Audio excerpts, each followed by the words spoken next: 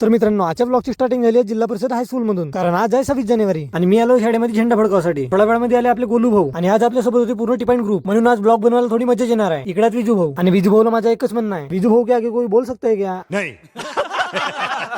इतकं चालू झालं आमच्या इकडे तिकडच्या गोष्टी, आणि गोष्टी करता करता भेटला आपल्याला पंकज भाऊ. त्याच्यानंतर मी बीच मध्ये जाऊन व्हिडिओ काढला. व्हिडिओ काढताना धकधक मॉडर्न होते रे बाप्पा, कारण मी व्हिडिओ काढत होतो आणि सर्व मुलं माझ्याकडेच पाहत होते. त्याच्यानंतर भेटला ओम भाऊ थापुल्या वाजवताना,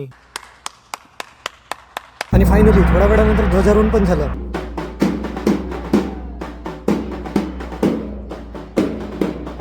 आणि थोड्या वेळानंतर निघली रॅली. आणि हे बघा ना, छोटे छोटे मुलं किती क्यूट दिसत आहेत. आणि आम्ही सर्व मुलं इथे थांबलो होतो रॅली बघासाठी.